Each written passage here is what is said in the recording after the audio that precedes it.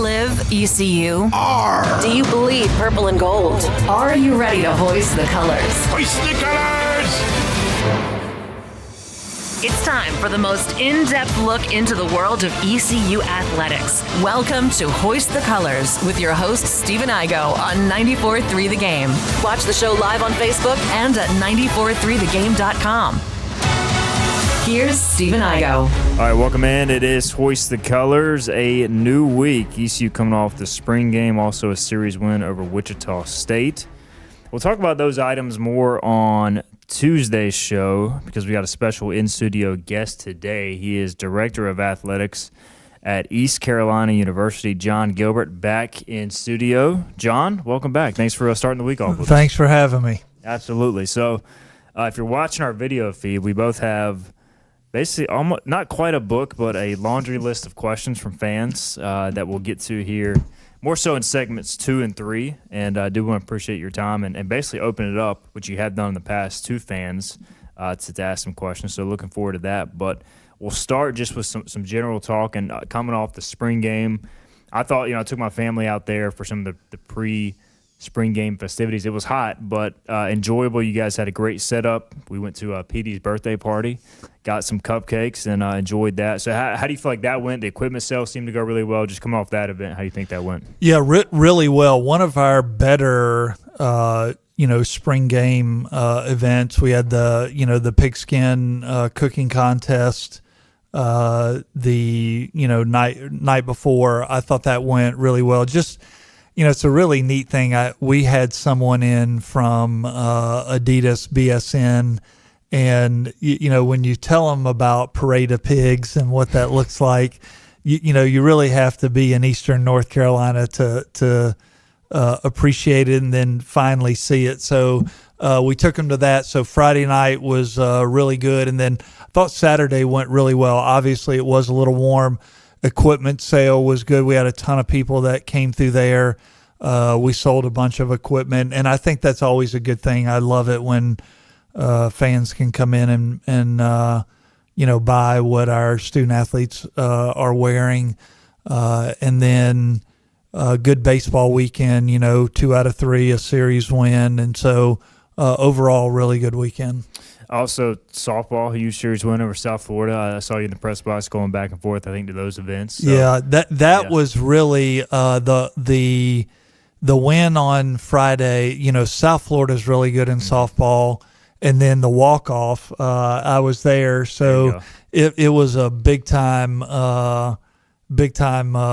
hit and win to walk it off for a home run. And I was sitting behind home plate, and when she hit it, I was like, man, I think this might have a chance. And then it went, just barely over the fence. But a great series win for our softball program, and really happy for Shane and the girls. Win over first place South Florida Pirates, by the way, hosting the conference tournament this year, currently in 4th place for softball. So we'll be sure to monitor that. Also, I do want to add for our listeners' program a note, we did interview Cliff Godwin this morning. We will share that a separate video on our YouTube page, 94.3 The Game. So be sure to check that out. That'll be posted after the show. We'll re-air it tomorrow as well. So I had about a 15, 20-minute chat with Coach Godwin as well. That'll be up. Did want to ask, too, John, as you get in studio today, and ongoing construction everywhere, it seems like. So the latest on the indoor facility and also baseball expansion.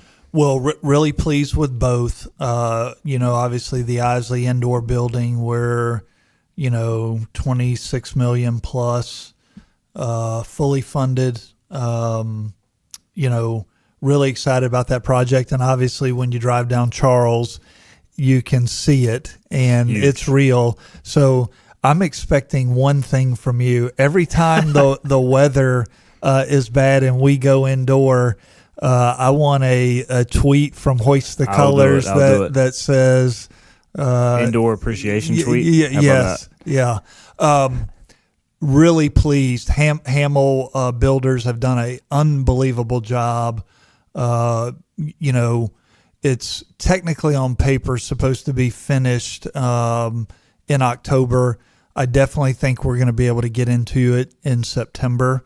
Knock on wood. it just, man, it's a big structure. And I knew it would be big, but really pleased with where it is. And I think for our football program, from a facility standpoint, it was the last piece for our footprint. And so we're going to continue to do renovations in the locker room and the weight room and, Dowdy. At some point I do want to do LED lights in Dowdy. Obviously, that's a 7-figure expense, so you got to figure out how you're going to prioritize that given the new climate. But basically, renovations, updating once we're done with this building. And the benefit for it is it's going to be used by all our sports teams. So it won't be just a football building, baseball, softball, soccer, lacrosse. They'll all be able to access it. Our baseball project, really excited about where that is. It's a little more complex because we're doing renovations plus adding to the building, but feel really good about where that is and fully expect to be in that building by the time baseball season starts next year. And then obviously our baseball team will flip from first base back to third. And so encouraged about those. And then we've got at the Harold Varner Golf Complex out at Ironwood, we are currently building the clubhouse for our men's and women's golf teams. I was out there a week or two ago when our women won the tournament. Nicole Nash won the individual award out there.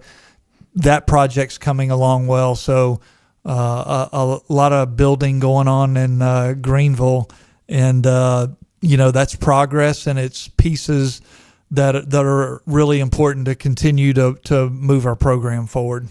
CBA in the chat says, thank you, John, for the opportunity to buy merchandise at a great price at the equipment sale. So is this something that y'all are going to maybe, do you gather items for a few years and then bring it back every few years now instead of doing it every year? Yeah, so two things to that. One, and I'm going to regress just for a minute, with our Adidas BSN contract that we just signed, still very lucrative for us from a apparel and a financial standpoint. One of the big things, we basically signed 2 contracts, even though we're all working together. We signed one with Adidas North America, and then we signed one with BSN. And BSN is really going to be supply chain and logistics. They're going to help do all the fulfillment for Adidas. What was really important is the fan piece. So I do think you're going to see over the next year and, growing, you're going to see more accessibility for our fan base for our products. So I think that is very much a positive. As it relates to the equipment sale, it will really depend on what type of excess equipment we have. So obviously we had built up for a year or two and did a big sale. If we accumulate a lot or have leftover, obviously we'll continue to do that. Cameron, with a kind of a specific question, I don't know how much you can answer this, but he says, can we please get actual licensed jerseys for purchase? Is that a possibility with BSN Adidas? Yeah, the only, we do need to come up with a retail jersey, because when you buy a jersey, much like people bought in the equipment sale, it's not a really a jersey you can wear to the game. I mean, I guess you can wear it, but the way the shoulder pads are, it's supposed to fit over shoulder pads. You've got the little puffy looking shoulder if you don't pull it kind of taut over a shoulder pad. So we can look at both of those. All right, then any update on season tickets, how that's going? I know you sent me a number a few weeks ago, but it's been a little bit. Do you like where that's at? I do. I haven't looked at a number recently. The last number I sent you, I feel like we were trending in a very good direction. And really, we sell more tickets than season tickets than anyone in our league. it is the foundation of our financial, stability. And so, just thankful for who our fan base is. But I do think we're definitely, trending in a really good direction. Last thing I want to hit, I think, before we get a break is the field. You guys will be doing some updating to the field and goalpost at Dowdy Ficklin. So, look, I've tweeted about the goalpost a lot. I may have rubbed some people the wrong way. It was kind of a bit more than anything. But you guys will have 2 goalposts by the time the season comes around, correct?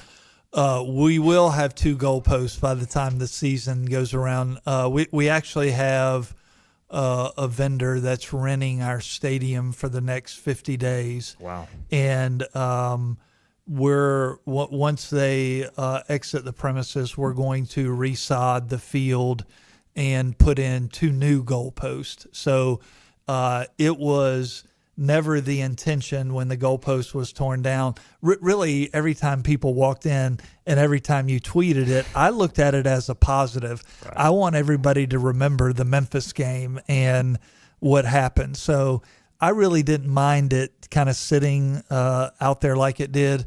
But we had communicated to Blake a while ago that, hey, at the spring game, if you want to kick a field goal, you better go towards the Murphy Center. But yes, all that will be taken care of here in short order. 50-day rental, is that a pretty good deal for you guys financially, or can you share anything on that? I cannot. Okay.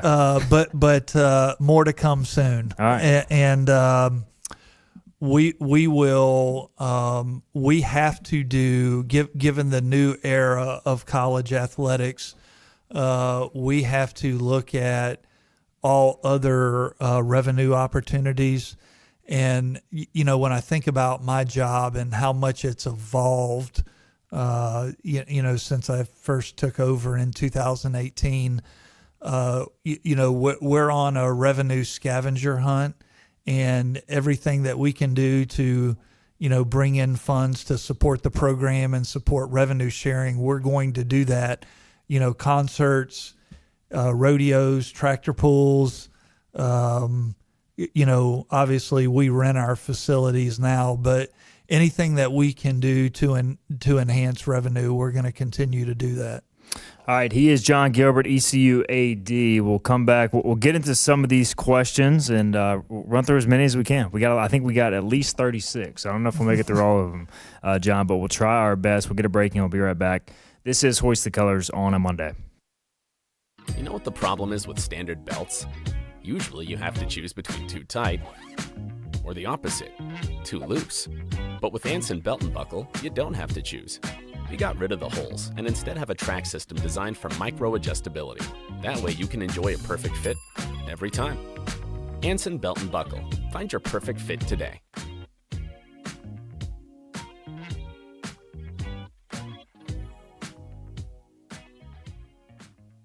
Healthwise Pharmacy rounds the bases with all of your infusion, retail, compounding, and medical equipment needs. Locally owned and operated by pharmacist Marcy Parker, Healthwise has grown to be your most trusted provider for infusion services. Currently providing in-home or on-site infusions in North Carolina, South Carolina, and Virginia. Visit Healthwise Pharmacy at 615B South Memorial Drive or call 252-295-0059 to speak to a patient service representative to find the option that best suits your needs. The best burgers around. Everyone loves a thick, juicy, and fresh burger. Tiebreakers does real burgers better than anybody. And don't forget about the cheese sticks, fresh salads, and more. So don't just go to any burger-themed restaurant chain. It's time to break the chain and eat local. Tiebreakers, burgers and sports at its best. Go Pirates! Arrgh! In this age of globalization, we've learned that bigger isn't always better. Ever tried to get phone help from a big corporation from a real person? Right. That's what's so nice about Phelps Chevrolet. After more than 50 years serving our community, Phelps remains family-owned and operated. Mike, Daryl, Wave, West, Alan, and Clay deliver hometown service and integrity, same as always. They share your experience, they share your values, and they are ready to help with any motoring need. Come get you one.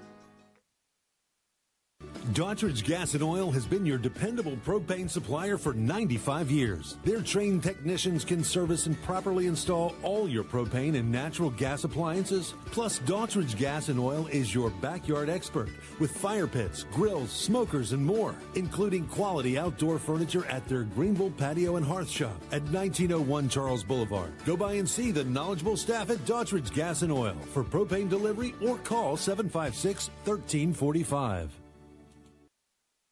You have a choice when you invest in insurance, and when you choose First State Insurance Advisors, you're working with people you can trust. Clark Stallings has deep ties in the community. His team, including Keaton Smith, Regina Asby, Phil Leva, Max Joyner Jr., Max Joyner III, and Ginger Smith, provides knowledgeable and professional advice. First State Insurance Advisors is an independent insurance agency. They offer all types of personal insurance as well as various types for business. Call or email First State Insurance Advisors today. We want to Get ready to board. We're live with Stephen Igo on 94.3 The Game. Now, back to Hoist the Colors. All right, welcome back in. Segment 2. We got ECU AD Jon Gilbert in studio. Appreciate his time on the program. And he opened it up for questions. We got quite a few. And we'll run through as many as we can. Some of these are kind of repeats, or we may kind of talk about them in multiple ways. But we did get a number of basketball questions, so we'll start there, John. And somebody wants to know, how much do you look at the net rankings, the quadrant results for basketball in your evaluation of the program? Then also, obviously, you guys bringing back Mike Schwartz for another year and talking about, in your letter, some of the history of the program. What are you guys doing to improve that? So kind of a lot there on basketball, but how would you just address those? Yeah. First, like just a overall general comment about our athletic department. I think one thing that I really do want our fans, donors, constituents to look at right now is, and look, I understand that I'm saying this as the athletic director leading the department, but our department is in a really good place right now. And if you look holistically, also, where football is, where our building projects are, where our funding is, compared to where we were when I first took the job, our competitive success. I don't know where the Learfield rankings will be this year. Last year we finished we finished second in our league. And so I do want the overall general feeling about where we are in our direction. It should be in a very positive light. In that regard, it certainly is with me. I do think, are there things we need to get better at? Absolutely. But when you drive on our campus and you look at our footprint of what we have and what we've built and what's yet to come, man, I'd put us with anyone in the country. Like we really do. Have a lot to be thankful for at ECU, and I'm thankful every day for that. As it relates to basketball, not certainly the year we wanted to have, and not where we wanted to be. And yes, I do look at net rankings and quadrant results. I probably look at it more than anyone. But I also try to look at this a little bit holistically in this regard. At the end of the day, the name of the game has changed. It's all about funding. And we've tried to strike the balance, and I'm going back to the beginning of my tenure to where we are today about basketball. Minji's is much different than what when I first got here. Like, basically, when I walked into Minji's, you could not tell, other than the logo on the floor, you could look around and not really tell what school you were at. I mean, there were no logos, no branding, whatever. The seating was not what it is today. The ability to do stuff with lights, locker room renovations, coaches' salaries, all those things needed to be taken care of. And so, we're funding basketball more than it has ever been funded. But I'd also say, like, when you look at how the game has changed from a basketball standpoint, it really is financial, and I'd say that about all our sports. And so when you look at ECU athletics, and let's just take football. I came on here a couple months ago, it might have been December, and the portal was about to open and everybody was wringing their hands about what was to happen. And I said, hey, we're operating in a position of strength. Do not worry. We are in a really good place. And I still feel like that. And I want all our fans to feel like that. Well, when you look at basketball and you look at our league, there are people spending a lot of money. This past year in our league, we were not at the midpoint of what we were spending compared to our competitors. And so the next logical question is, well, why aren't we spending more? Is the average fan, that's what they would say. Well, the reality is when you look at what we're spending and all the buckets we're spending with, football and our baseball program and our men's basketball program, we're going to do everything we can to get that number increased. But I also know, based on where we're ranking in our league, we were not at the midpoint from a funding standpoint. And so we're doing everything we can to get our funding increased. I'm really encouraged about the two commitments we got this past weekend. I think our staff is doing a really good job of, going out and attracting players. And I do think we're going to be better funded from a revenue sharing standpoint in basketball. But there are a lot of schools in our league that will be funding their basketball programs better than we are currently. So, and I'm going to jump down to 7 here. The question, define what a successful basketball program looks like. And I think all the things you said definitely fair. And I guess most people get frustrated with maybe some of the non-conference losses, whether it be by games. I know that's something you guys want to see improve too going forward. Is that a big part of it as well? Yeah, I think two things. One, success. I want to be upper half of our league.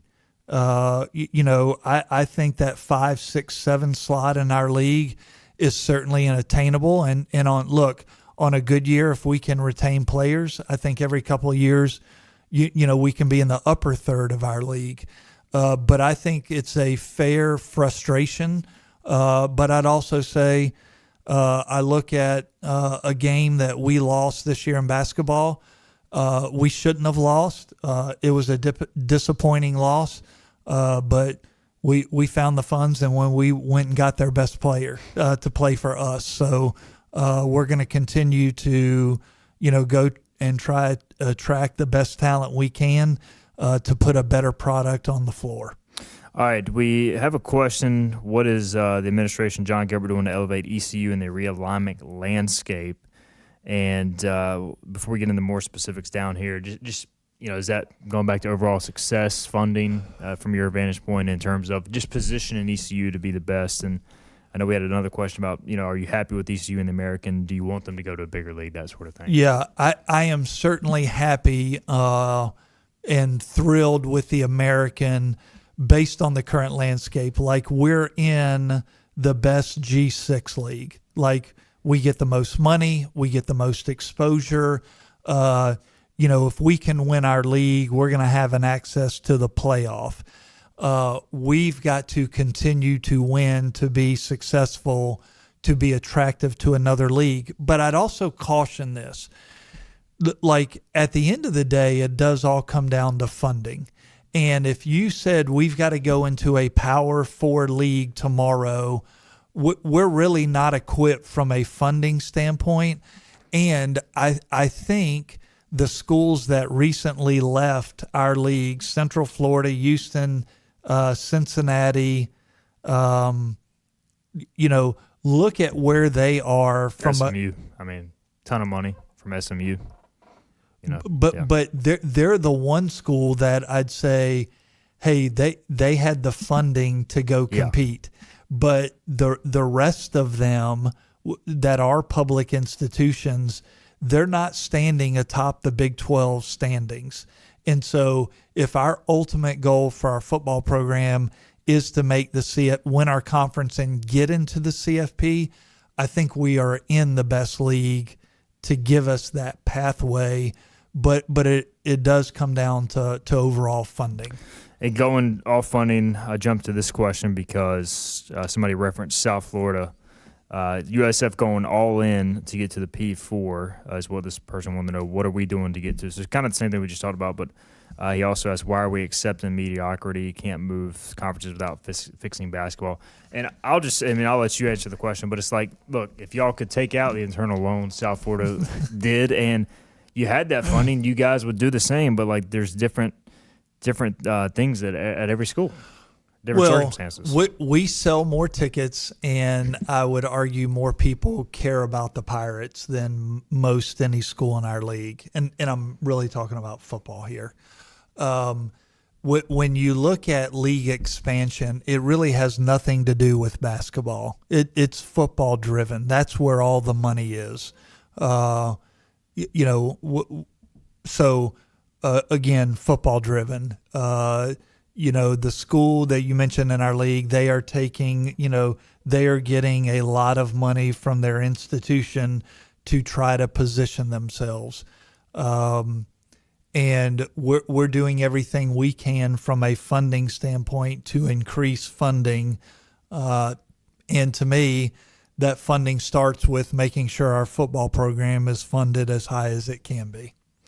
Another realignment question, number 9. What are your thoughts on potential for a breakaway league to occur, i.e. a D1 split similar to what occurred in the late 70s, early 80s? And what do you think the criteria would be for the teams who chose to stay with the top group? So do you feel like that's coming? I feel like it's been talked about for a long time at this point. Yeah, I don't know if I see a breakaway. Now, what you are seeing is there are a few leagues that are spending more money than anyone else. The money being spent in the Big Ten, SEC is much different than what's being spent, and I'm saying broad-based, not just one school, than the ACC or the Big 12. And, if you look at our TV numbers, again, I'm talking football. If you look at our TV numbers, we're really not very far off from a viewership standpoint from the Big 12. And, we're right there on our heels. I don't necessarily see a breakaway league, but I think the CFP will be expanded. Wouldn't be surprised if it goes to 24 teams and the championship games go away. There'll still be access for G6 teams. I could also see one day maybe some sort of G6 playoff, just because I do think there's revenue there that is being left on the table. And I think people have to, I can't say it enough. And I'm not saying it where I want them to be frustrated, because I do think we've positioned ourselves at our level very well. Like ECU should be playing for conference championships and competing at a high level. And I look at it in this regard. There are a lot of teams, they won't play us. The number of no's that I get on scheduling. So we're right where we want to be in that regard, but I don't see a breakaway coming. Do you think, another person asked, does he think that college sports media rights will eventually be pulled in a similar manner to what professional leagues do now? I don't see that happening, because let's take the NFL. I do think college football is undervalued. So I do think if you took college football as a whole, but I also look at the NFL, there are 32 teams. So the level of there is a very tight window as regard to the level of competitiveness between teams. Well, when you look at college football, the breadth, if you look at the 135, 36 FBS teams, there's a big difference in 1 through 10 versus, 126 to 136 from a viewership standpoint. Somebody wants to know as well, last question before we get a break in, ask Jon Gilbert how our ESPN Plus streaming ratings compared to old and new American Conference members and non-AA Street, basically like non-conference games, I guess, in the American. Our streaming numbers are really good in the American. Yep. Like I would say we're either 1 or 2 overall, like when you include all sports. Our streaming numbers are really, really good in that regard. I don't know how they compare to old American UCF, members. Houston, those type of teams. I would say probably against them we're as good or better, and depending on the sport and the category. Again, our football TV numbers globally in the American, we're right on the heels of the Big 12. So I would say our streaming numbers are very good. All right, let's get a break in. We'll continue to run through some of these questions. We'll talk about potential on-field sponsorship, jersey sponsorship, if those things are in the cards, and a whole lot more questions on the way. This is Hoist the Colors on a Monday. This is about you, your family, and the health of all who live in Eastern North Carolina. This is about the transformation of a health system into something more powerful and more human. About creating new ways to treat disease and keep you well. This is about ECU Health, which is to say, it's really all about you. ECU Health. Minds, hearts, purpose. You have a choice when you invest in insurance, and when you choose First State Insurance Advisors, you're working with people you can trust. Clark Stallings has deep ties in the community. His team, including Keaton Smith, Regina Asby, Phil Leyva, Max Joyner Jr., Max Joyner III, and Ginger Smith, provides knowledgeable and professional advice. First State Insurance Advisors is an independent insurance agency. They offer all types of personal insurance as well as various types for business. Call or email First State Insurance Advisors today. We want to be your trusted choice agency. Acre Station Meat Farm, along with Lane Angus Beef, bring you farm to fork beef. Stock your freezers now with affordable beef boxes, just in time for the grilling season. Farm to fork beef brings quality local beef to your family. From your traditional butcher shop, Acre Station Meat Farm. Come on down to Acre Station Meat Farm and find out why we're #1 in fresh cuts and friendly service. Acre Station Meat Farm, Highway 32 North, Pinetown. In Eastern North Carolina, people appreciate things that are straightforward, honest, and dependable. For decades, our team has focused on cutting through insurance complexity for the communities we serve. And now, we're bringing that same mindset to our name. We're Flatlands Insurance Group, a simpler name that reflects the same local team, the same values, and the same commitment to the great communities we feel blessed to be a part of. Flatlands Insurance Group, your whole world is covered. At National Finance, we're all about hometown support, just like ECU football. National Finance helps us win on and off the field. They've got your back when you need it most. Fast, easy personal loans for life's big plays. And just like us, they're committed to Eastern North Carolina. National Finance, proud supporters of ECU Athletics. Visit nfcmoney.com for loans as fast as today. Make every day electric on the Kawasaki Electro 20 electric balance bike. Maximize the fun with long run times, impressive top speed, and Kawasaki build quality. Easy adjustability and smooth handling make everyday riding more enjoyable. And the standard MTB type tires provide off-pavement capability. The Kawasaki Electro 20 is the electric balance bike that's built to rip. Go to Ron Ayers Motorsports, Memorial Drive north of the airport, Greenville. Loyal and bold rhythm, purple and gold. Yo ho ho! We're back to Hoist the Colors with Steve and Igo on 94.3 The Game. All right, welcome back in Hoist the Colors segment 3 here again. We're trying to get through as many of these questions as possible. Got some in the chat as well. We'll see how much time allows. Jon Gilbert in studio, Director of Athletics, gracious enough to join us for the full hour on a Monday and open it up to questions. So we have gotten this question a lot. And I'm curious as well. So, do the Pirates have an on-field sponsor for football in 2026? Is that a possibility? It is a possibility, and I want one, but I'm also adamant that we are not going to give it away. So you saw some schools that had some on-field sponsors and had relationships like Memphis with FedEx. We had some people that approached us last year about putting it on the field, but it was not worth the money to me to cheapen the product by taking a lesser amount. And so I want to make sure we remain competitive in that space. We're still working through a patch on our uniforms. Now, I don't know, again, I'm going to be in the same position. I do want a patch on our jerseys, but I also am not going to give it away either. So those two things kind of still in negotiation phase. Still working through that, but still open for business and, talking to quite a few companies about what that looks like. With the new Adidas deal, do you know if you guys will have a new or the opportunity for a new football uniform this year? I'm anticipating a new white uniform. Okay. So those will all be in, we'll do like a yearly rotation of a new uniform. And so we're working on a new white for next year. All right, we had some Pirate Club questions as well. I'll just read a few of these. You can answer them. How involved are you with the Pirate Club and in their goal setting?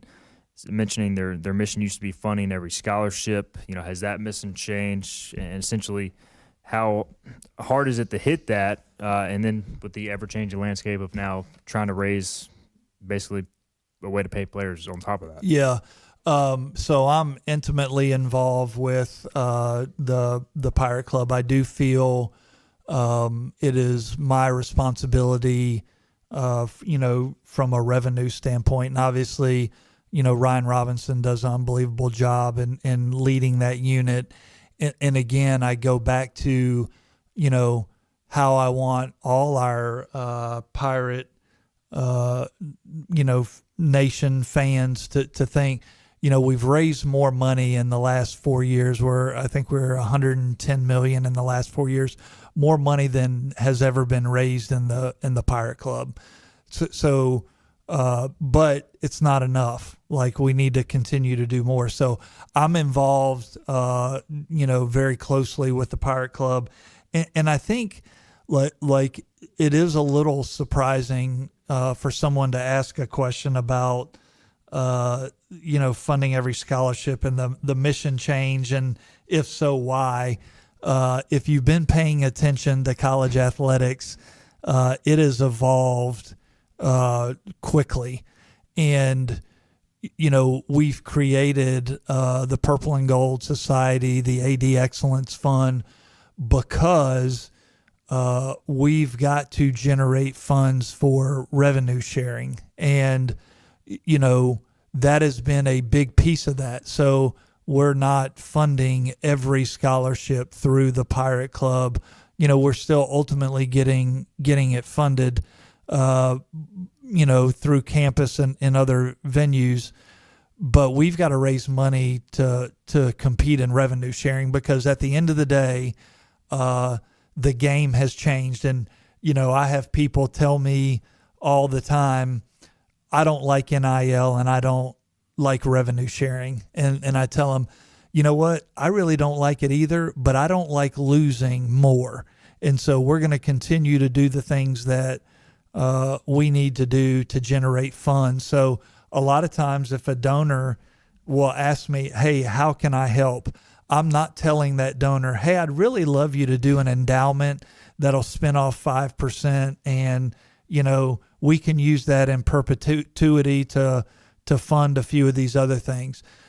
I'm not telling them that. I'm telling them we need cash. We need as much as we can get, because the more cash we have, the better pool of players we can have access to. And that's where I'd say our focus is. Obviously, we continue to do scholarships through our Impact Fund and season ticket sales. All those things are still going to help fund all those things. But our my mentality has changed, and it's had to change based on the evolution of college athletics. We get a lot of questions, and we've had a lot of discussion on our ECU baseball podcast about the seating situation with baseball. From my perspective, it's kind of tricky because you guys obviously have a lot of season ticket holders who probably give a substantial amount of money and help fund the program and obviously invest. But at times, like, the seats are maybe half empty. Like, I went to the NC State game as a fan with some of my buddies, and like the seats were half empty, but it was a sold out crowd. Yeah. So just a lot of questions about how do we do a better job maybe of getting those tickets reused, and then like at times somebody said like even during a blowout game it's hard to get into the seats. Like they'll check tickets to make sure. So like it just that whole process. I know it's pretty convoluted, but how will you guys go about addressing that? Yeah, we talk about that. We've talked about maybe trying to create a marketplace where donors can maybe get points for giving their tickets back, and then we resell them to make sure we get them out, to fans that want to come to the game, because obviously at the end of the day, we want our stands full. That's an important piece of the game day atmosphere. All right, what is being done? A question about proactively by the athletic department to engage young graduates, and I know you guys have the young grad program. Is that something you guys will try to emphasize even more going forward as far as outreach? Yeah, obviously we do have the young grad program. We try to cultivate student pirate club while they're here, and then we also do a bunch of specials along the way to try to get people back for games. So that is and I think again, when you look at where we are and the evolution of college athletics, and my staff is literally tired of me saying this to them because I say it at least once a day, but it's probably more like 12 to 15. We can't be all things to all people. And what I mean when I say that is everybody wants, and I'm saying everybody, and when I cast the wide net, I'm talking about coaches and our athletic department staff and departments. We want to have a great game day atmosphere. We want to fill the parking lot with fans. We want to fill every seat. We want to have this great game day atmosphere. We want to pay players. We want to have a full athletic department staff. We want to be fully funded from a coaching standpoint. And I could go on and on. We want all of that. Well, at the end of the day, there's only one bucket of money. And we're trying to do everything we can to generate that bucket of money, but then comes the allocation time. And so we're trying to find the balance of, we want a great fan atmosphere. That costs money. Every time we pop those fireworks, it's $750. I hope we score a lot of touchdowns, but every time they go off, it costs money. And we want to do those things. So I'm not saying that from a negative standpoint. We want to do the concerts that are on Tailgate Plaza, that band that people come up to and they get to experience for, that costs money. And so you try to go through this systematically of, we've got to allocate funds here, but we've also got to allocate funds there. And so we continue to kind of navigate that balance of, what we resource and how much we resource it. We talked about the Adidas deal, BSN, a little bit earlier.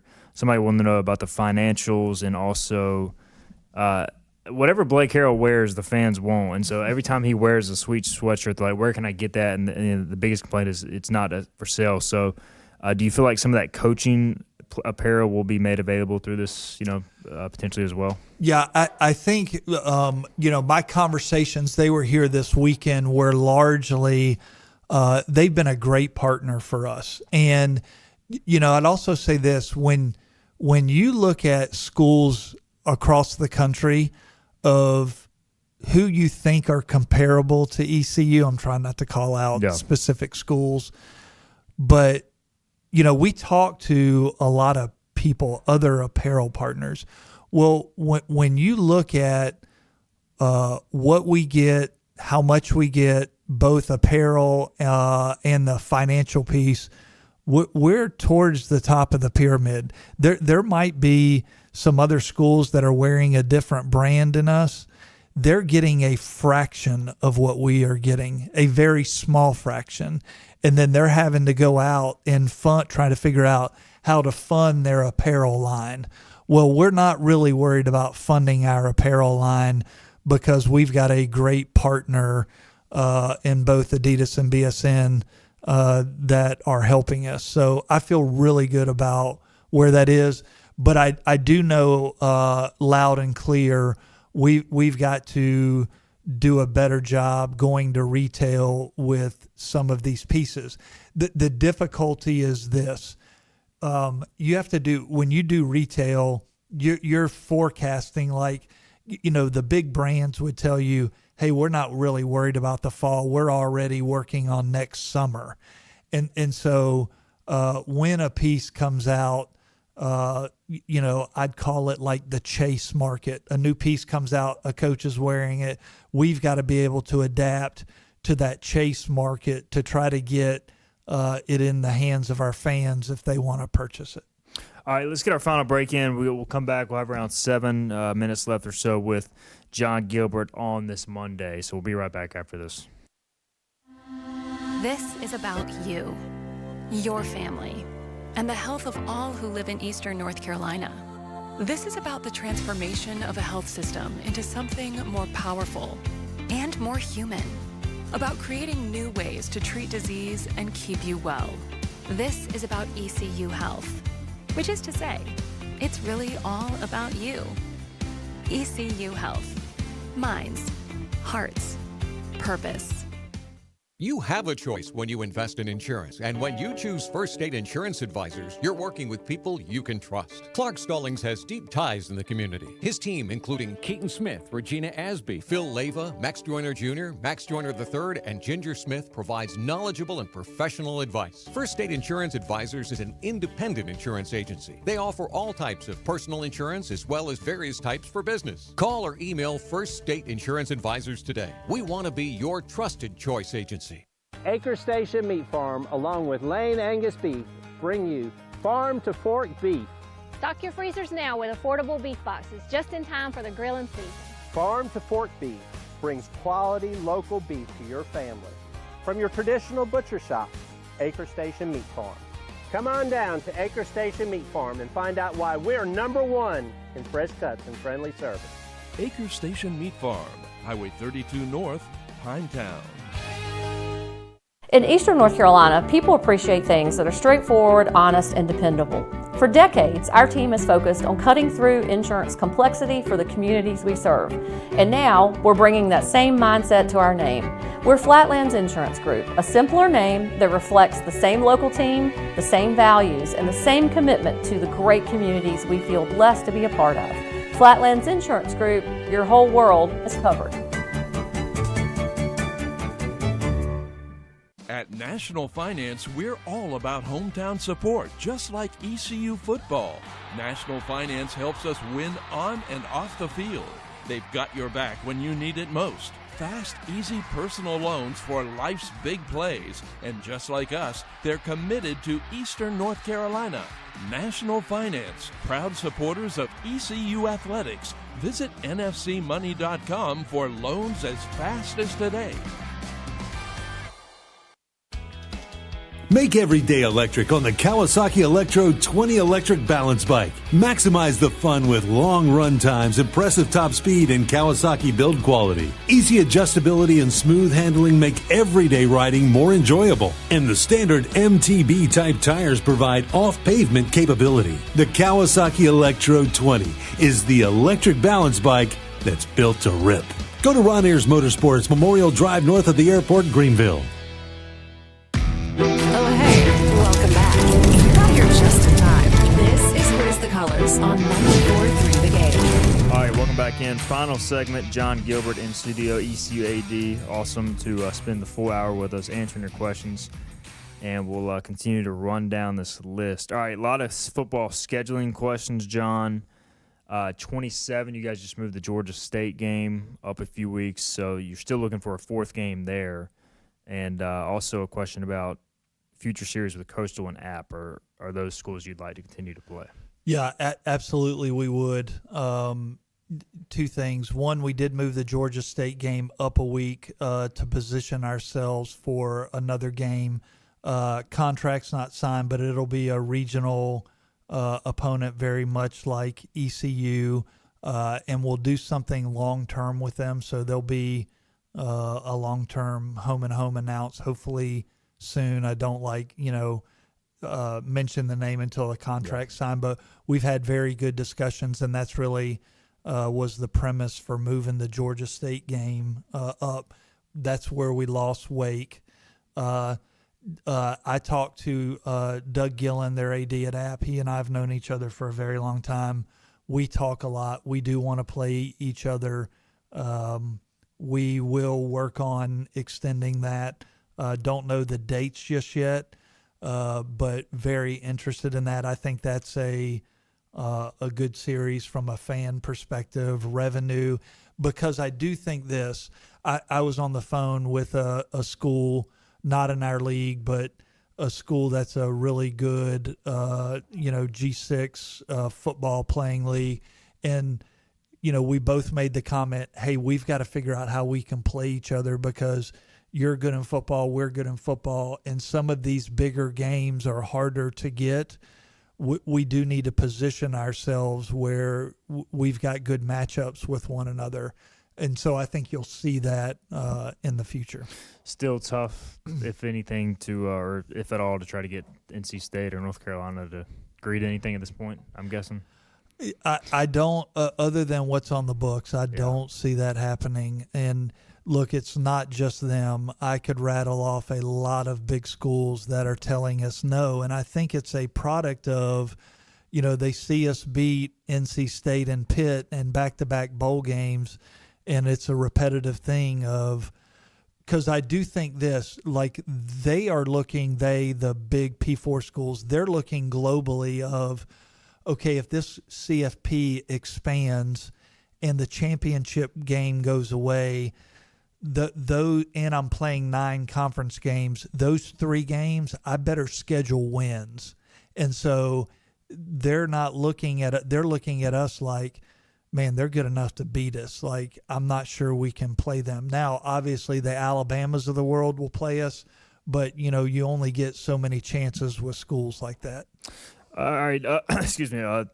Another question about a concert. Somebody mentioned UVA hosted Luke Combs a few weekends ago. Why don't we host more concerts at Dowdy Ficklen? Can we see that? Yes. So we have talked with a bunch of concert promoters over the last several months. We'll have an event in Dowdy that'll be announced sometime in the near future. We will look at concerts. We're absolutely about that. Now, the way the concert business works is you either have to partner with the promoter or you have to guarantee a lot of money to the artist. And so it's not as easy, and there are 2 entities that control all the concert business, Live Nation and AEG. So you have to go through one of them to get a big artist.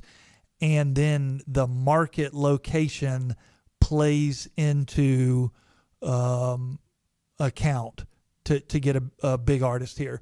So we have had conversations about big artists coming here. It is not as easy as saying, hey, y'all come. It's a lot more complex. And we haven't done it in a while, so, but we are talking to the right people, and I'm hopeful that we'll get one across the finish line here shortly. All right, a lot of questions about can we name a full-time voice of the Pirates on the announcer side, the radio announcer. this person says, seems like a missed opportunity that bonds Pirate Nation together. I know somebody asked that on Twitter as well. So what's your outlook on that whole process? Well, I think the whole thing has evolved. Like, Kentucky doesn't have K. Wood Ledford anymore. Tennessee doesn't have John Ward. And I would put our guy, Jeff Charles, right in that category with those three. We don't have that individual anymore. And what's evolved with it is the whole landscape. Like, candidly, Patrick Johnson has a great voice and does an unbelievable job. Well, we get way more visibility and worth out of Patrick doing the ESPN Plus broadcast than we do on radio. And so it really has evolved where I am comfortable with Jim Zoki. I think he does a great job on football, but I think our visibility and brand, we get a far bigger reach through our ESPN Plus broadcasts. I'm not saying that we wouldn't ever go there one day, but it is a lot more complex today than it was in the past. All right. Well, John, this was awesome, man. A full hour, and I know we didn't get to everybody's questions. I will try to address maybe some of these either on the board or on future shows, man. But we appreciate it. Awesome stuff as always. Well, I'll come back anytime, and appreciate you having me. And again, our athletic department is in a great position. We're going to have a great fall. Want to finish up strong this spring with our sports, and there are a lot of positive things going on in our athletic department, and I'm excited about the future of ECU athletics. He is Jon Gilbert, ECU AD. We got to get out of here. We'll see you tomorrow. We'll have Cliff Godwin interview played then. Also, you can check it out on YouTube later this afternoon if you don't want to wait. We'll see you tomorrow on Hoist the Colors.